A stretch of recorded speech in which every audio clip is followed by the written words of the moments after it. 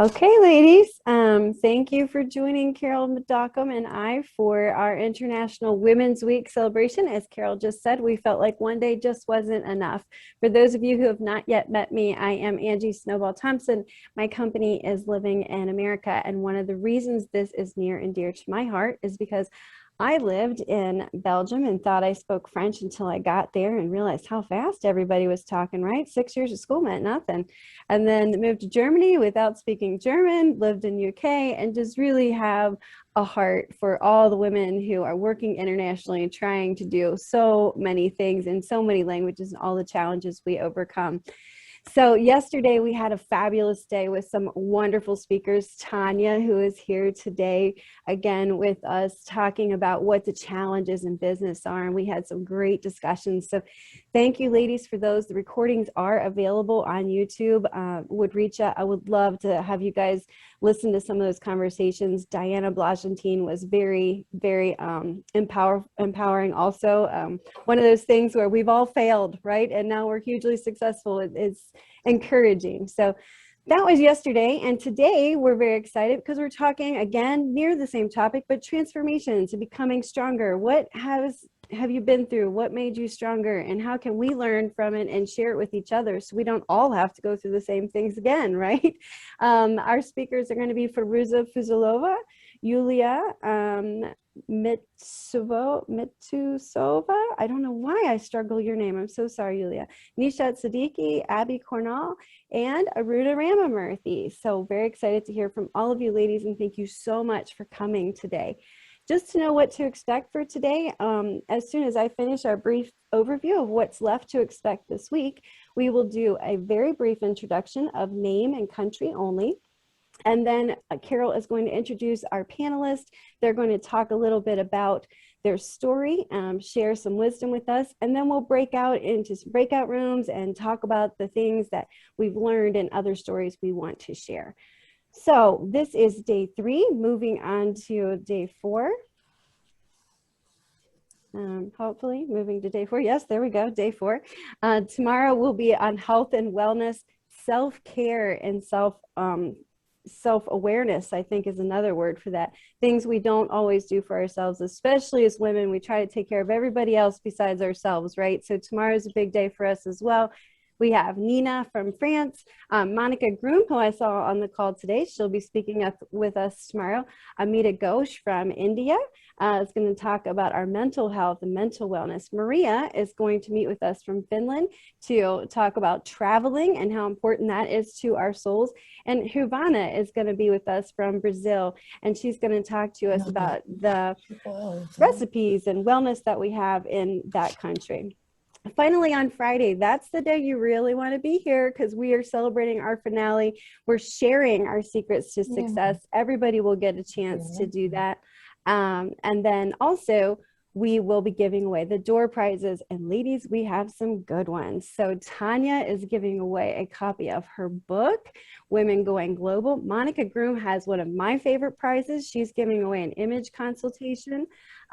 Nina is giving away some products. She has skincare and spa products.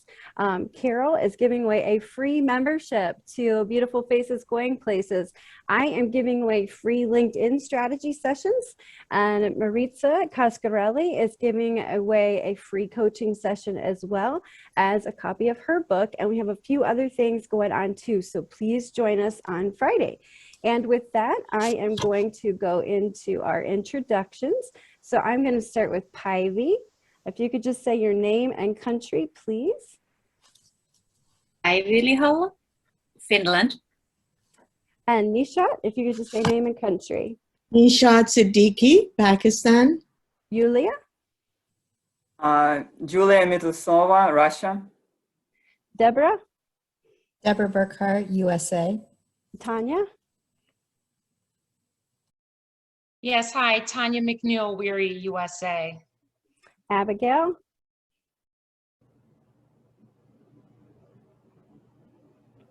Hi everyone, I'm Abbie. I'm from the north of England.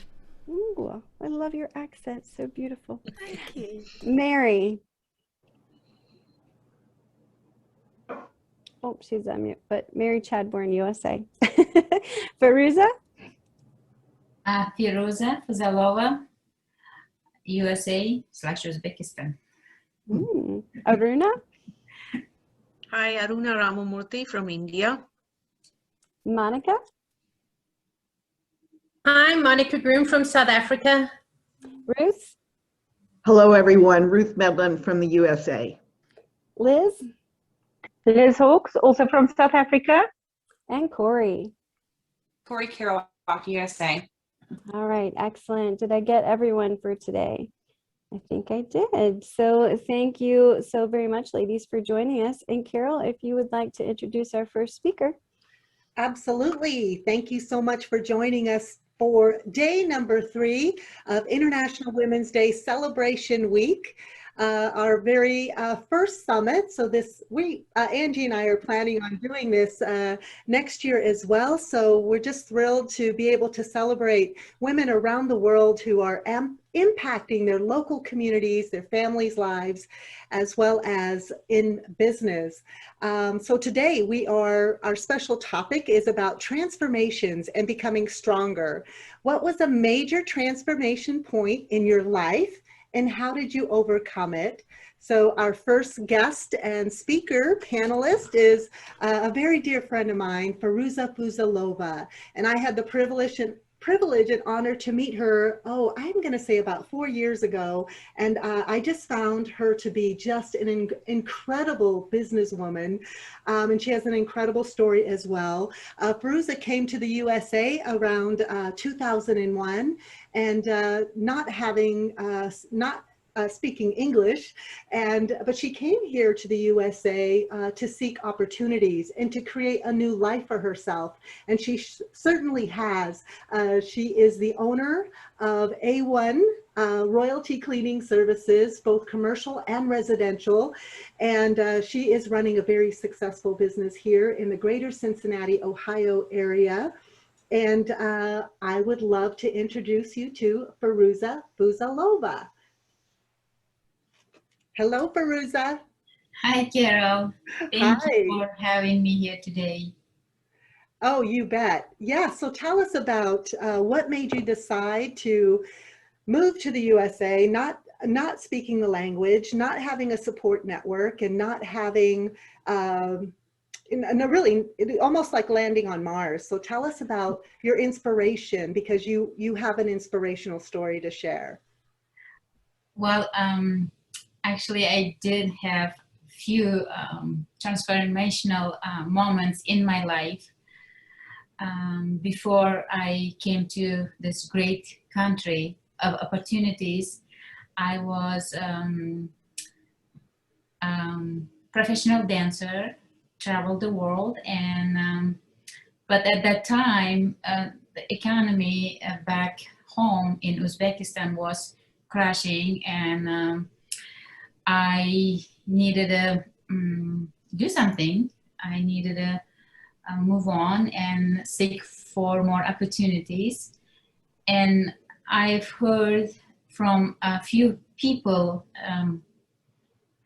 I knew they were coming to States and staying for a few months and working and, making money and, helping families back home. So I thought, let's try this.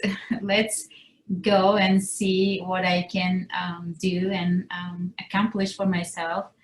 So I did come to this great country in hope of, making something great for myself and for my family. But not knowing English, it was really, really hard at the beginning. I thought my plan was come here for maybe 3-4 months and make big bucks and go back home, start my own business or something. But obviously this didn't happen. When I first came to this country, obviously I didn't have work authorization. I wasn't able to, work legally. And only things, and without speaking English, only things I could do was working for someone, cleaning. That's all I knew. So I landed in New York. It was hard. It was hard. I, had to pay agencies to find me some jobs because, illegal people couldn't go straight to work. And I started working for Daily Store in Brooklyn, making $6 an hour, being a dancer and all this, I don't know. I never had to do anything like this. So at first I said, oh, I'm just gonna work only 6 hours a day. I don't wanna work, more than that. And then 6 hours a day, $36 a day wasn't even enough for my bus ride and lunch in New York City. So I started working, taking more hours. And at one point I was working 16 hours, 18 hours a day so I can make ends. And I met a couple ladies working in that store. One moved to South Carolina, one, left on maternity leave. So I was lonely again. It was so scary. And I just started moving. I start calling people, met a couple people, and if someone said, oh, these jobs will pay you $1,000 a month, I would just move there. And then it was days I just would say, I'm done, I'm going back. And then again, I would think that, this is opportunity to help out my families. My mom and dad, they were already retired and they couldn't do much. So I had to stay. I had to work hard. And then after a couple of years of working some other people, cleaning stores at night, cleaning hotels during day and sleeping only a couple hours a day, it just hit me, the people we worked for, our own people from our own countries, from former Soviet Union, they own businesses here, and then they would hire people like me with no paperwork, illegal people, as we say, and they would pay us so little and they would treat us so badly. And then one day I just, said, okay, I'm done. I could speak couple words in English. I learned how to say pillowcase and fitted sheet when I worked in hotels. And I started working for myself in 2003. I had only one house I would clean twice a month and then one house weekly. So after a couple of weeks, they start referring me to family and friends. And in 6 months period, I was working 24/7 because, they would recommend me. And then it hit me. I said, well, this is the time that I will make something, create opportunities for people like myself. And by that time I was legal and I had my, social security number. I could work legally. So I opened up a cleaning company and I started hiring people. And wow, Farouza, thank you for sharing that story. That is, oh my gosh, I can't wait to hear more about this. I've been in your spot too, where you don't speak the language, and just being a smart, intelligent woman that you are, trapped inside your body, to find a way out is such an accomplishment. I can't thank you enough for sharing that. And I wish I could let you talk 20 more minutes because I think I could listen another hour. But we have 4 more people. So Carol, do you want to bring the next one? And stick around because we can ask Farouza questions. So absolutely. Thank you so much, Farouza. As you can see, Farouza is an inspiration. I think she has achieved such incredible success with her A1 royalty cleaning services, and it just goes to show what hard work, grit, perseverance, how far that can take you. So congratulations, Farouza, on your success. We're thrilled that you're here, and thank you for sharing your story. Thank you. All right, this next beautiful lady, Julia Mitisova, I have got to say, I think I met her when she was maybe 12 or 13, so our friendship goes back quite a long way, and I'm just so proud to introduce her because she has led a very interesting life. When I met her, I was in awe of the several different languages that she spoke, and I'm just so honored to see her have grown through becoming an athlete at Moscow State University, a true athlete, award-winning athlete, to attending Thunderbird University here in the USA and getting her MBA, to now who she is, working in Moscow as well as Washington, D.C., representing the World Bank as an international trade consultant. So Julia, welcome. I'm thrilled that you were able to take a break from work today and join us to share your transformation and becoming stronger story. Thank you, Carol. Thank you for the wonderful introduction. I'm very humbled to hear all this. Yeah, so to start my story, you already mentioned that I did my MBA in the US. So that was a major transformational point in my life. It meant, first of all, leaving my job, and I actually enjoyed that job. Leaving the security of that job meant also leaving Moscow, leaving my country, leaving family, friends behind, and of course facing a lot of uncertainty. Will I be able to get a good job once I graduate? What kind of people will be in my program? Will I be able to make friends? How will I like Arizona, where I had to spend 2 years? And even all my international experience traveling and studying foreign languages, it wasn't enough to justify or to kind of easily justify that step. So it was of course, a lot of risks. And I'm not even mentioning about the financial risk because everyone knows that education in the US, especially MBA programs, aren't cheap. So it was a major step and major decision in my life. It turned out that these 2 years I spent at Thunderbird in Arizona in the middle of the desert were the best 2 years in my life. I got the opportunity to meet wonderful people, make a lot of connections, make wonderful friends, and of course, eventually get to work at the World Bank. Of course, I can always debate, well, the World Bank has an office in Moscow. Maybe that could have happened if I didn't go to the US to get my MBA. But again, we never know that. All I know is that my education in the US and getting an MBA degree definitely helped open the door to the World Bank, that's for sure.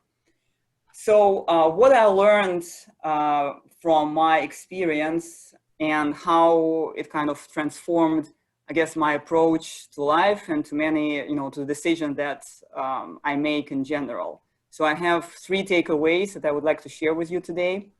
So first, and I think it speaks very well to what Farouza was just saying previously, don't be afraid to take risks. And in Russia, we have a proverb that the one who doesn't take risks doesn't drink champagne. And I think that's very, very true. You can never win if you don't take a risk. You might be scared. It might be difficult to take a decision, but close your eyes, do it, and you won't regret it.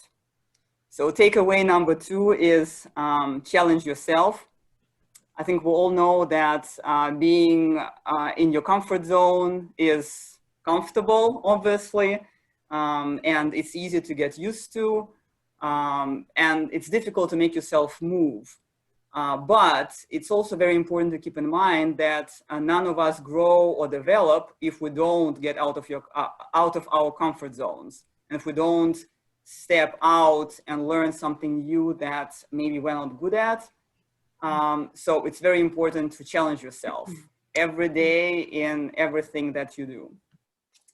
And finally, takeaway number 3, which I'm sure you might also relate to, is it's important to remember that we can do anything we set our minds on. And that's not something I invented. That's actually a quote from Benjamin Franklin. But I think it's also very true. It does take action and perseverance, but if you are passionate about something, you'll definitely be good at.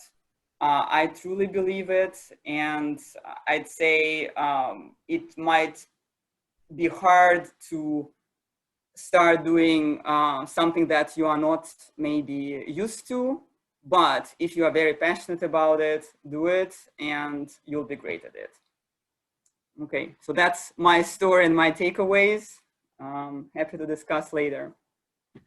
Wow, Julia, thank you so much for sharing your story, your background, and how you became to be the very successful international businesswoman that you are, leading project management teams around the world.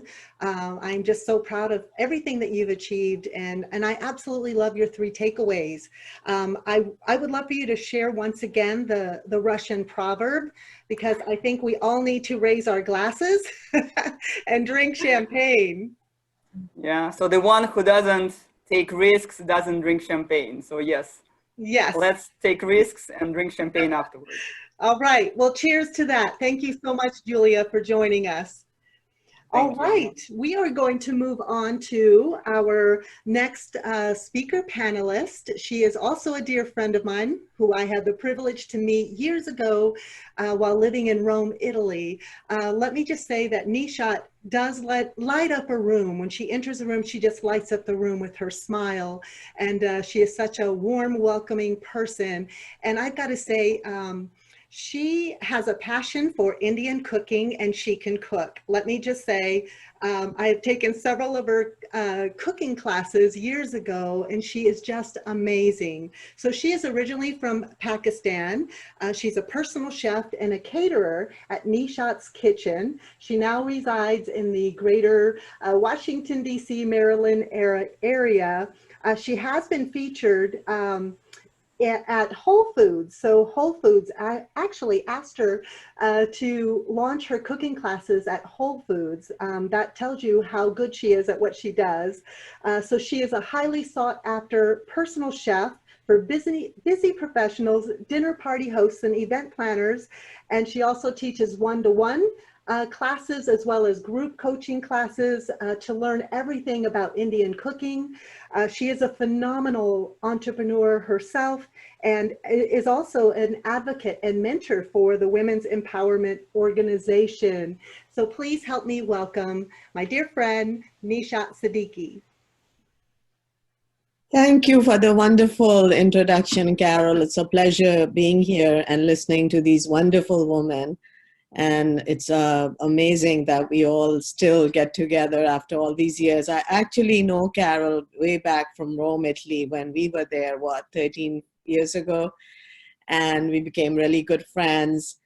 At that time, I just gave cooking lessons, to friends and stuff. It wasn't at all a business.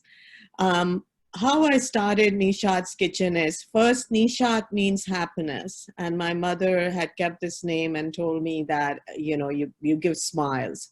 So I'm always smiling. And I wanted to keep that name, my mother has been very ill, so it reminds me each time I talk about it, it still brings a smile to my face. I was living a very nice, comfortable life after moving from Rome about, I would say, 7-8 years ago. And, I was just working part-time. I loved cooking. I had a passion for cooking. And all of a sudden, my husband had quite a serious heart attack. And he was working at the time for the United Nations. So, you know, I was like taking life very easily. That's what you can take life for granted. You never know what's going to happen. And he did recover, but he had a 6 months rehab period. And, you know, I had to do something also to, you know, get some money going too, because I was solely depending on his income. And while I was doing all this, he also had another serious car accident. And then I just lost it. I said, what's going to happen? What am I going to do? And I met someone here in Empowered Women organization, which is also international. And this woman actually said that, you know, since you know how to cook and you're a very good cook, she's had several of my recipes as well, and I have taught her lessons. Why don't you just start your own business? And you know, starting a cooking business is even harder because you have to really go through so many licensing, so many restrictions. You have to find a commercial kitchen. It's more money than, you know, what you can imagine. You know how to cook, but then to get through that. So I myself got a scholarship for the Empowered Women International, and I attended a whole year of classes, business classes, how to, you know, do marketing, how to meet people, clients, receipts, all of, you know, the requirements. And after that, I had to get a license from Maryland. And finally, it was my first day of Nishat's Kitchen. And I was just crying, sitting by the phone, who's going to call? You know, I had all the marketing material out there and nobody had called that day, but, you know, we have to keep going. And the business was slow in the beginning because, you know, it's word of mouth and you have to really make a lot of effort to get, you know, the word out. And while I was doing all this locally, Whole Foods approached me. I got this call from the Whole Foods supervisor. And they said, would you like to come and give a demo, a tasting, maybe a class? We can talk about it. So I got there and I was just so happy. It was like, you know, I used to shop there. Now I knew I'm going to get paid to shop there. It was just such a wonderful, my dream came true. It was such a wonderful experience. So they had me use their ingredients. They wanted me to cook with organic ingredients and give a class. And the manager who was helping me said, don't get too excited because our classes are like 3-4 people, you know? So I said, we'll see. So my class was scheduled the next week. And actually I had 25 people in my first class because people love to eat Indian food, healthy, you know, Indian food, gluten-free and using organic ingredients they wanted to learn. And I love giving those classes. I ended up giving cooking classes there for 1 year and did several tastings. And also through that, I got quite a lot of business because people got to know me, got to see what I make, got to taste what I cook, and they would approach me and I started doing events and, you know, local like businessmen would call me for lunches and then I did dinners. And I just, you know, think that I then was quite satisfied. However, the Nishat's Kitchen part still kept going. And I would cater and cook, you know, for up to 150 people. And I had helpers by then. I used all my mom's and grandmother's recipe. I started creating recipes using organic ingredients. And thank God that, you know, it's like now being in the local neighborhood, you know, it's like if somebody wants good Indian food, you know, they try to reach me and, you know, I can do that. And I'm certainly really, really very happy and thank God that I made it because, you know, it was a big struggle. While I was doing that, I noticed that the Empowered Women International is a big group of women. They have like 25, 30 women from third world countries who don't speak English, who don't have the resources and who need help. And, you know, that's why most of us, we mentor them and, you know, we sort of see what talents they have. And, you know, for someone who's making yoga bags, we'll tell her, okay, you can make yoga bags. But she said, this woman that I know said, I don't know where to sell them. So I took some yoga bags to the local gyms to help her going. And, you know, these women have a lot of talent, but they are just limited because they don't know what to do. And the language also is a barrier. And now we are mentoring them, making sure that they can take English classes. They can really get out there with their talents. So that's what Empowered Women is about. And we also, you know, try to get more mentors in that group as well. Well, thank you so much, Nishat. What an incredible story. I think you are a shining light, a shining example of how you can take your passion, your true natural gifts and your passion for cooking and love for Indian cooking, and create a very thriving business. And then also sharing that knowledge and expertise with other women to empower them as well. So thank you so much for sharing your transformations and really the impact that you're having as well on other women. Thank you so much, Nisha. I'm so happy that you're here today. Same here. Thank you, Carol. Yes. So I would love to introduce you to Abbie Cornall, and she is coming to us from the United Kingdom. And I've got to be upfront and honest. I met Abbie through Facebook, and that is what I'm loving about this virtual world that we're working in and the opportunities that lie there for all of us online. Abbie is amazing. She is a former lawyer turned online digital marketer. She is an expert with Facebook marketing and a course creator. Abbie helps her she helps her clients, coaches, consultants, and online experts to rapidly scale to 6 figures organically using her 5-step profit first strategy. And she recently just launched her Onfire program. And I think what's amazing about Abbie is I love that her background is she's a lawyer, and how there's something that happened that transformed her and inspired her to become her own entrepreneur and businesswoman, and to have a greater impact. So welcome, Abbie Cornall. Nearly forgot to unmute myself then. Thank you for the introduction, Carol. Can everybody hear me okay? Yeah, you can hear me? Yes.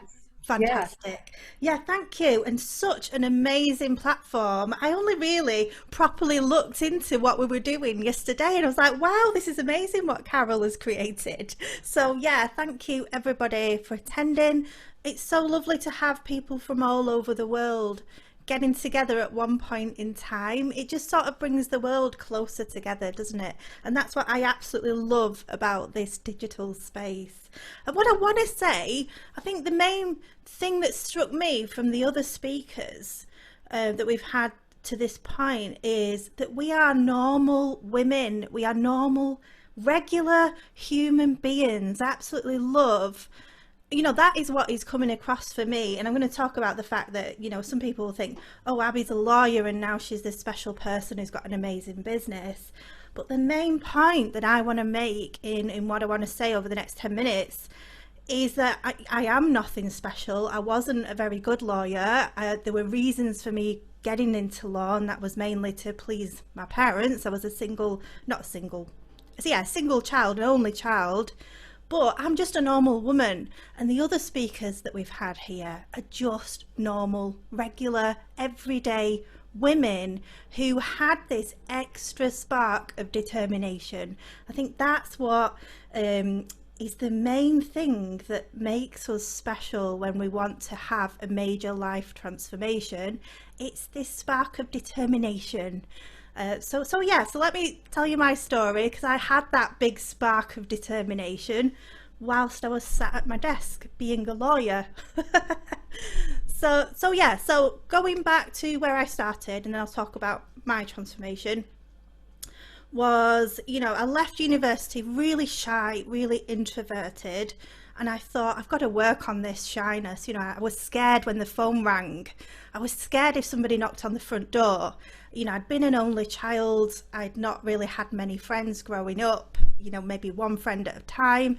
And I became this adult who was very introverted, very zero confidence, no social skills, and leaving university as a complete introvert, not wanting to get out into the world.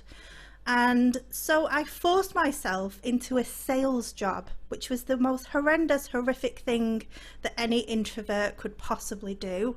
But I did it, and I learned a lot about, you know, communication, talking to people, meeting new people, and I just threw myself completely out of my comfort zone there. And then fast forward a few years, I got married.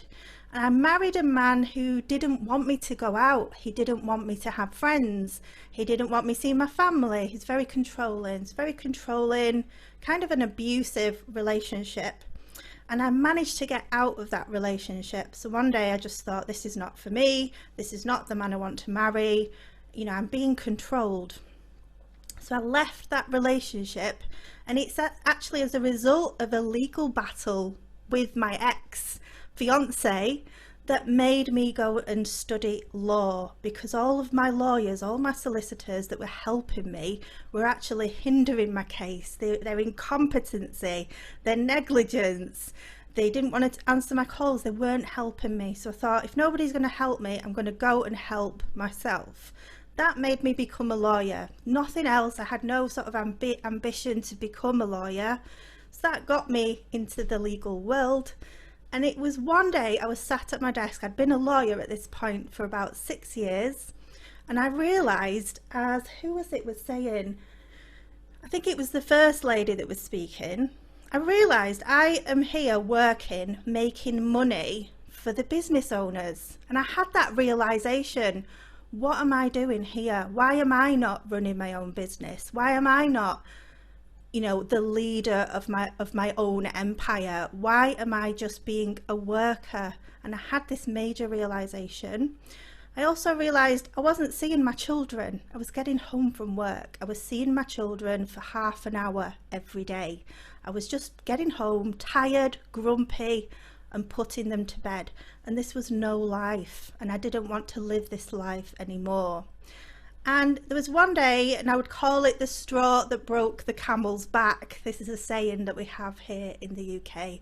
The straw that broke the camel's back for me was when my youngest daughter called the childminder that I have, she called her mummy, because she spent more time with a childminder than she did with me, her real mother. And it was that day, that was the straw that broke the camel's back, where I said, I'm not doing this anymore.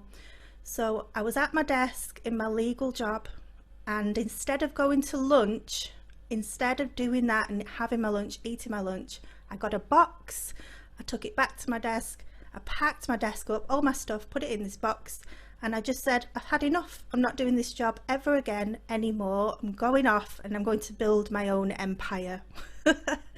And I just left, and that was it. It was that straw that broke the camel's back. It was that spark of determination. I'm not doing this anymore. I'm not working for other people. I am going to build my own empire. And I had no plan. I had no other skills other than I knew how to be a lawyer. I didn't want to open up my own law firm. That to me was too complicated and too stressful, and I didn't want to run big teams of people. I just didn't want that whilst bringing up children as well, especially. Well, Abbie, yeah. Thank you so much. That was amazing. And I just want to say, I so appreciate you taking the time out of your busy schedule. I know you've got you're creating so much really cool programs and content online. And I'm excited about your new program, the Onfire movement that you've created. And I want to share a little something that Grace Marshall had shared in the chat box.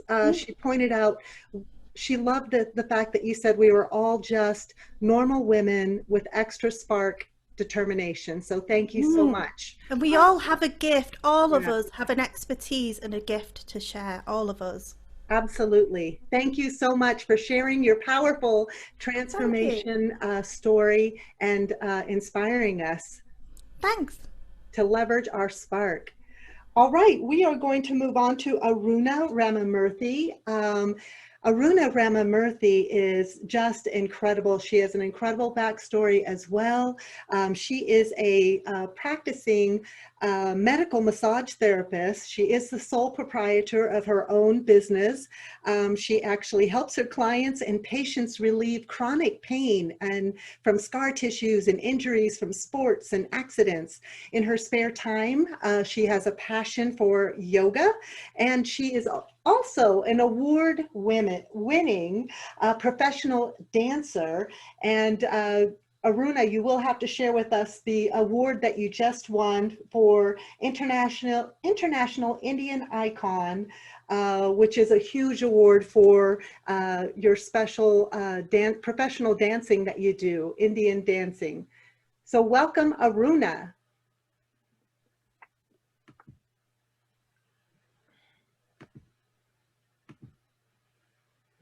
Thank you, Carol. Oh, thank and Angie. I appreciate you guys organizing this. I'm Aruna Ramamurthy, and I came to United States in 1996, 25 years ago. I'm very, very, very grateful to United States for all the opportunities that it has offered me and the beautiful, wonderful people I have met. So the Aruna you are seeing today is an evolved one who continues to evolve. And 25 years ago, if you had met me, you would have described me as a young, beautiful woman. I'm still young at heart. Young, beautiful woman who is shy, who is naive, who's a great mother, who's a great wife, who believed everything her husband said and trusted everything he said. So life has taught me some very valuable lessons along my way. I was this young woman who believed that by being loyal and loving, my husband, regardless of how he treats me, will make him love me more. Well, so anyway, I was physically, mentally, emotionally, was abused within a year of my marriage. But I stayed in the marriage and didn't even inform anything to my parents, thinking that I can handle it by providing my love to my husband.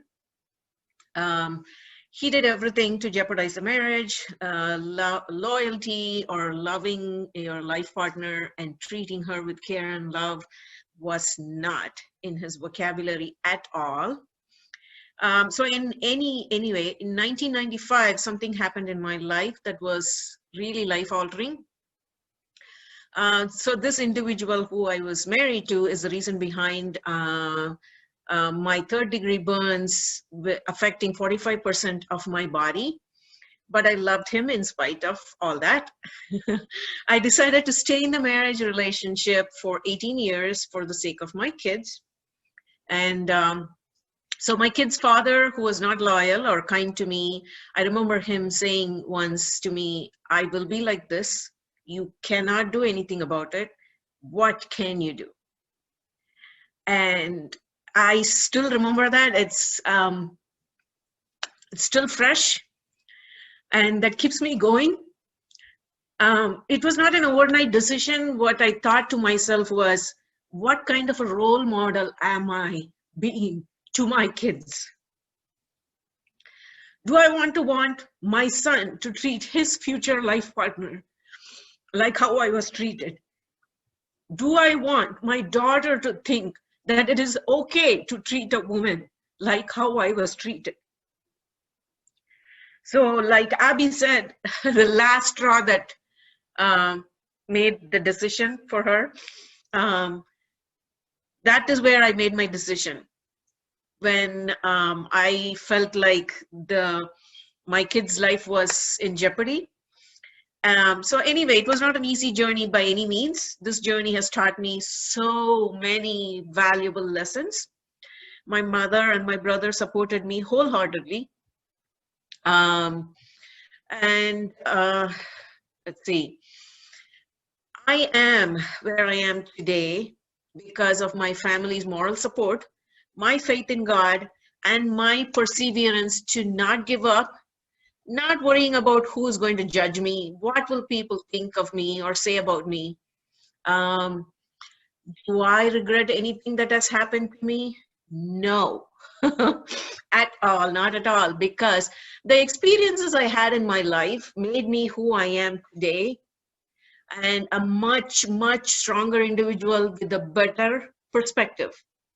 I'm learning each day as I go and evolve to be a better version of myself. I just compete with myself. I don't compete with anybody else.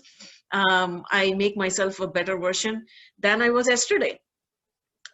So how do I do it? We need to conserve our energy and focus that energy on what we want to accomplish in life with complete awareness. We need to be aware of the present moment that we are in, each moment. Be in that moment, focus all our energy on our goals. That's it.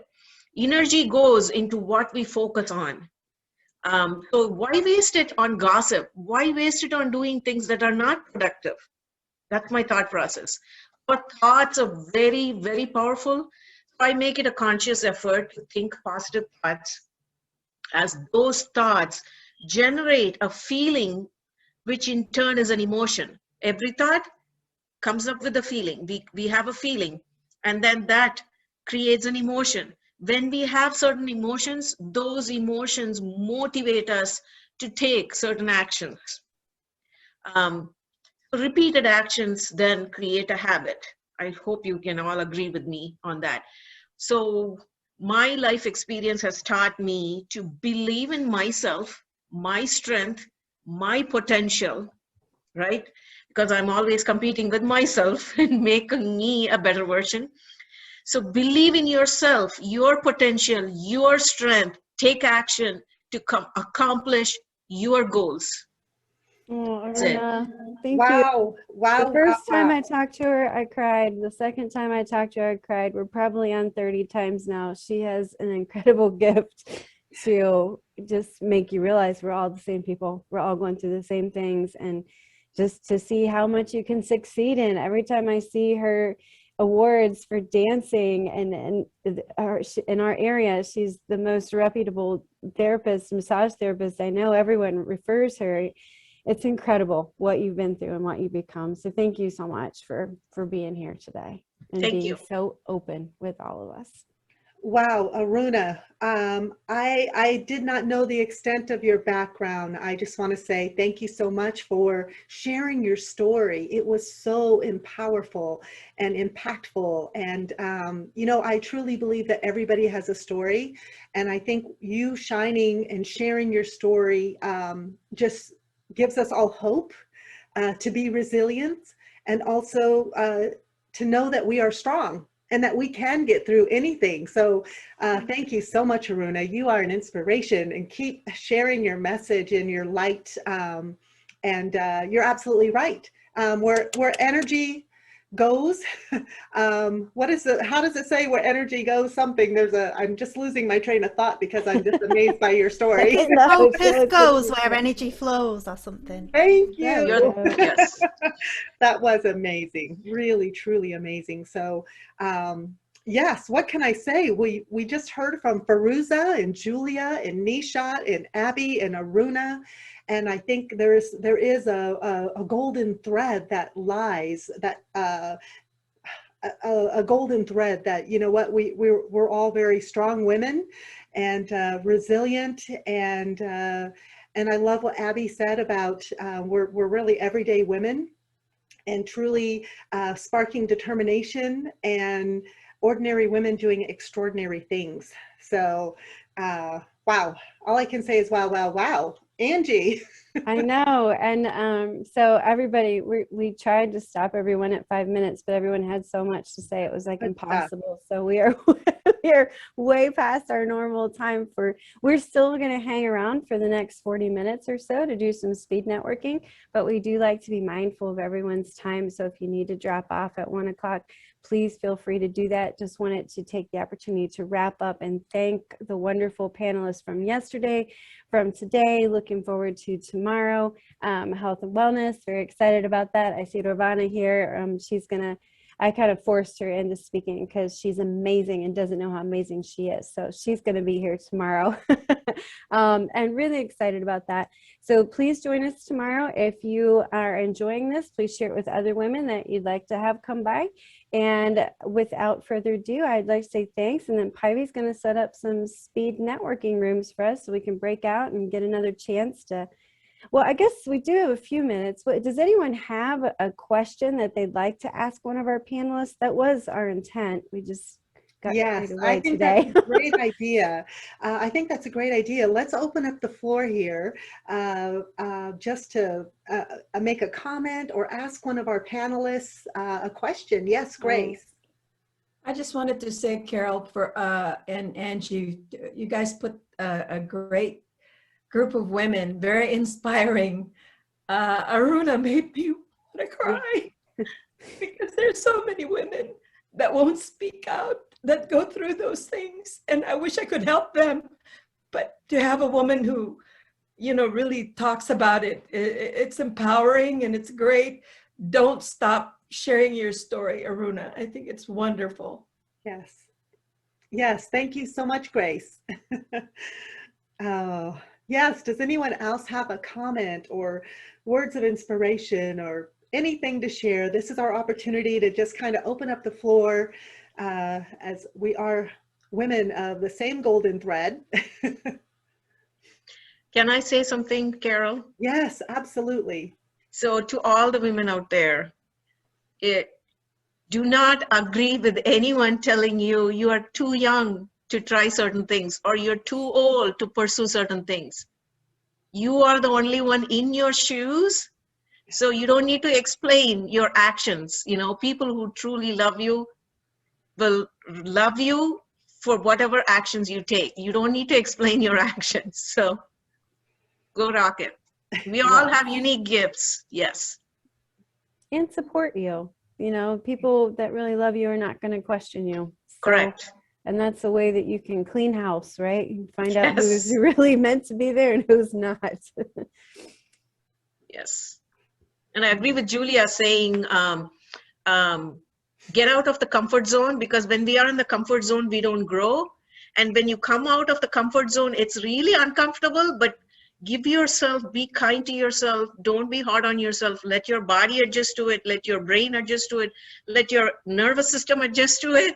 And then, then you'll get better at it. Then we become a better version. Then push, that comfort zone so we can all grow. Yeah. I also liked what Abbie said about how she sat down for lunch one day and realized this is it.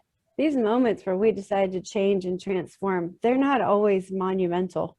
Correct. Sometimes we're looking for something that might never happen.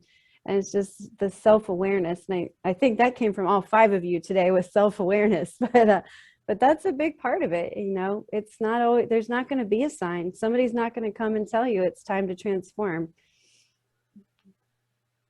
Yeah, I agree with you, Abbie, and I agree with you, Angie. It has to come from within, right? Yeah. And can I also say here, sorry, I just want to highlight what, is it Aruna? Let me see her name. Have I got that right? Where's she gone? Aruna. Yeah, I know they move around, sorry. Is she still here? Yes, she's Farouza, the first one. There she is. So I'm so sorry. She moved on my screen then for some reason. Where you said, I just compete with myself. I don't compete with anybody else. Loads of people who I coach and my students look at other people and they feel I am not worthy. But if we just focus on improving ourselves and what we want in life and focusing on that goal and our dreams, then it doesn't matter what anybody else is doing. So I loved what you said there, Aruna. I just wanted to just highlight that for everybody again. Thank you, Abbie. Yes, absolutely.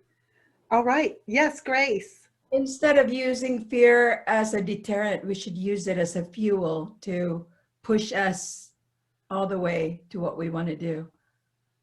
fear and failure. Yesterday we talked a lot about failure, and that looking at that as negative, and it's really not. It's really one of the greatest gifts we can have because it teaches us so much. I would add, feel the fear, but do it anyway. Yeah, feel it, but just do it. Yeah. You never know. You might be the only one who will step over that and take that next step, and you will pave the way for the next generation. So we got this. Yeah. I wanted to add one more quick thing about self-awareness. I think it speaks very well to what Abbie talked and shared earlier. It's very important to be honest with yourself. And I think sometimes we're trying to, build all these different explanations, saying, well, maybe I shouldn't be doing this because of this. And the truth is somewhere hidden. So I think it's very important to be honest with yourself. And then many doors open once you really understand what you want and who you are. That's where self-awareness comes in. So honesty with yourself is important. I love that, the honesty piece. And I think that goes well also with what Nishat said, because Nishat was talking about not just being honest with yourself, but I felt like there was a point in her story where it was like, I'm good at this. I'm going to do this for hundreds of people. That sometimes we don't, we're the last people to realize, or at least allow ourselves to realize, oh my gosh, I could be really good at this. I think that's another part of being honest with ourselves too. It's like, no, I'm good at this. I can cater for 100 people.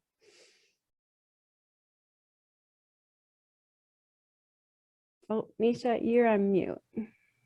Oh, I cannot do it. So it was like you said, I had to do it because I knew I could, cook for that many people. Yeah, that is really great. Go ahead. Go ahead, Kimball. No, go ahead, please. Well, when I realized after a whole year of being in the States and being taken advantage of, I realized that I had to, if I wanted to make this country my home, I had to speak the language, learn the language, and I had to learn the culture. And that's helped me to become better myself.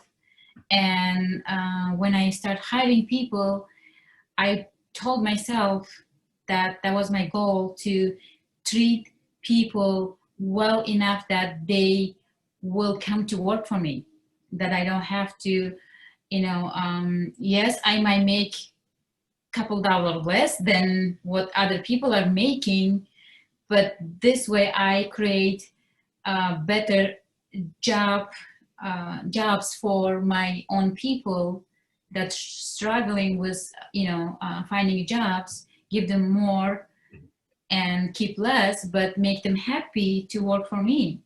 That was my, a goal, to create a business that people would want to work.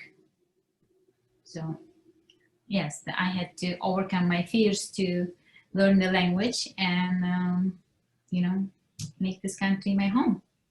I like that you said language and culture, because I think that's something that we miss even in our own languages. We don't pay attention to the culture of people, because culture can be economic, it can be social, it can be nationality, ethnicity, but it can be a lot of things. And I do kind of think that that's a superpower of women, is being empathetic and paying attention to culture, that we sometimes underuse that superpower.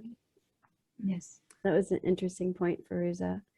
Also, ladies, when Carol sends out the recordings, everyone's copied on the email, so you will have each other's emails, but please feel free to drop your information in the chat box and save the chat box too, so that you can connect with each other. Because that is what we're trying to do, is help everyone connect with others that can help them grow. Absolutely. And Aruna, did you have something that you wanted to share?